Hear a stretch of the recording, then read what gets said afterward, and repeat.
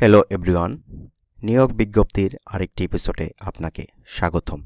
কথা বলবো এলজিডি 897 পদে যে নিয়োগ বিজ্ঞপ্তিটি প্রকাশিত হয়েছে সে সম্পর্কে আজকে আলোচনা করব। কোন কোন পদে নিয়োগ বিজ্ঞপ্তিটি প্রকাশিত হয়েছে, কারা কারা আবেদন করতে পারবেন এবং আবেদন করতে কত টাকা খরচ, কিভাবে আবেদন করবেন, সকল কিছু আজকের ভিডিওতে আলোচনা করব। সুতরাং ভিডিওটি না টেনে সম্পূর্ণ দেখার অনুরোধ রইল। একই সাথে বলে থাকি, আপনি যদি আমাদের পেজে এবং ইউটিউব চ্যানেল নতুন হয়ে থাকেন তাহলে ইউটিউব চ্যানেলটিকে সাবস্ক্রাইব করে দেবেন এবং পেজটিকে ফলো দিয়ে সাথে থাকবেন এবং ভিডিওটি শেয়ার করে দেখার অনুরোধ রইল, যাতে করে আপনার ফ্রেন্ড লিস্টে থাকা সকল বন্ধুবান্ধব আপনার সার্কুলার সম্পর্কে জানতে পারে। চলুন আমরা প্রথম একটা একটা করে আলোচনা করছি। তো প্রথম যে পদটা রয়েছে সেটা হচ্ছে পৌর নির্বাহী কর্মকর্তা ক শ্রেণীর। পদসংখ্যা রয়েছে 26টি। বয়স রয়েছে 18 থেকে 35 বছর পর্যন্ত। আবেদন করতে পারবেন কোনো স্বীকৃত বিশ্ববিদ্যালয় হতে দ্বিতীয় শ্রেণীর স্নাতকোত্তর ডিগ্রি সহ প্রশাসনিক কাজে 5 বছরের অভিজ্ঞতা সম্পন্নধারী হতে হবে। পরবর্তী যে পদটি রয়েছে সেটা হচ্ছে হিসাব রক্ষক কর্মকর্তা নবম গ্রেড। পদসংখ্যা রয়েছে 31টি। আবেদন করতে পারবেন 18 থেকে 32 বছর বয়সের সকলেই। আবেদন করার জন্য শিক্ষাগত যোগ্যতা চাওয়া হয়েছে কোনো স্বীকৃত বিশ্ববিদ্যালয় হতে বাণিজ্য বিভাগে ন্যূনতম দ্বিতীয় শ্রেণী বা সমমান সিজিপিতে স্নাতকোত্তর ডিগ্রি অথবা 4 বছর মেয়াদী স্নাতক ডিগ্রি এবং হিসাবরক্ষক কাজে 2 বছরের বাস্তব অভিজ্ঞতা প্রার্থীদের অগ্রাধিকার দেওয়া হবে। 3 নম্বর পদটি যেটি রয়েছে সেটা হচ্ছে সহকারী প্রকৌশলী সিভিল। পদসংখ্যা হচ্ছে 84টি।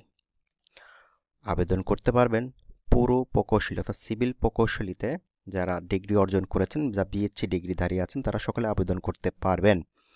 এরপর যে পদটি রয়েছে সেটা হচ্ছে 4 নম্বর যে পদটি রয়েছে সেটা হচ্ছে মেডিকেল অফিসার।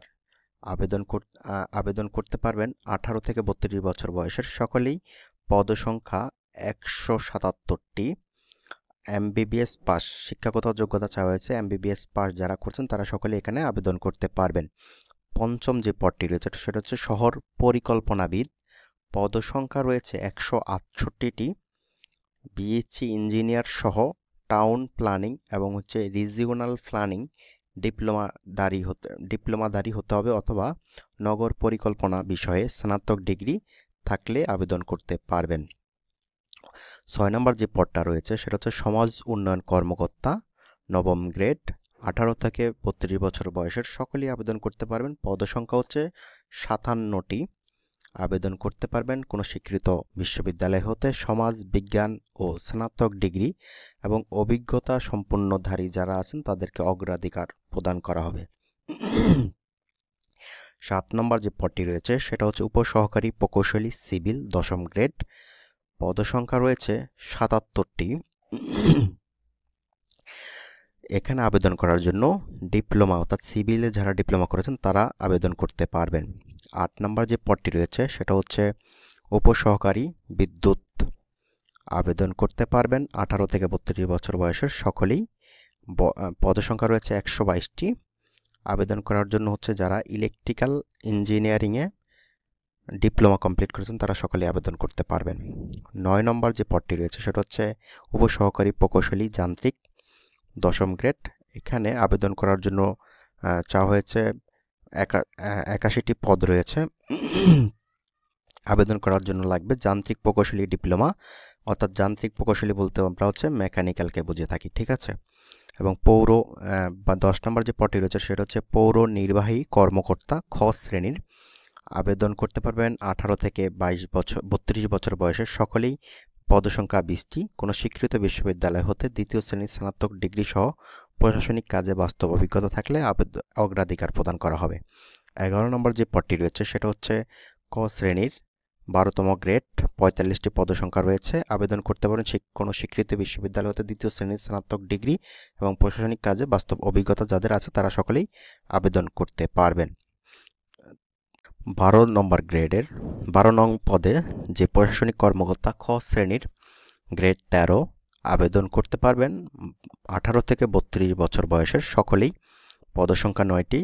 আবেদন করার জন্য শিক্ষাগত যোগ্যতা চাওয়া হয়েছে কোনো স্বীকৃত বিশ্ববিদ্যালয় হতে দ্বিতীয় শ্রেণীর স্নাতক ডিগ্রি বা প্রশাসনিক কাজে বাস্তব অভিজ্ঞতা থাকলে আবেদনের অগ্রাধিকার প্রদান করা হবে। আবেদন করার জন্য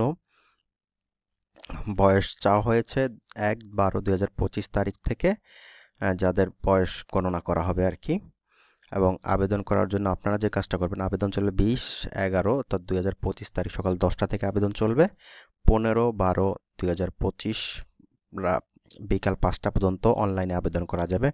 আবেদন করার জন্য যেই ক্রাইটেরিয়া রয়েছে সেটা হচ্ছে এই যে অনলাইনে দেওয়া এদের যে লিঙ্কটা আছে, এই লিঙ্কে ঢুকে আবেদন করতে পারবেন, ঠিক আছে।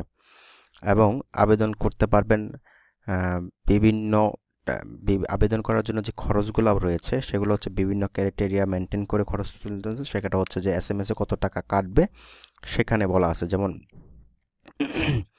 1 2 3 4 5 6 7 8 9 10 ক্রমিক এই পদগুলোর জন্য হচ্ছে 200 টাকা, অর্থাৎ ব্যাট সহ 223 টাকা হচ্ছে দিতে হবে। এবং 11 পদের জন্য হচ্ছে 150 টাকা,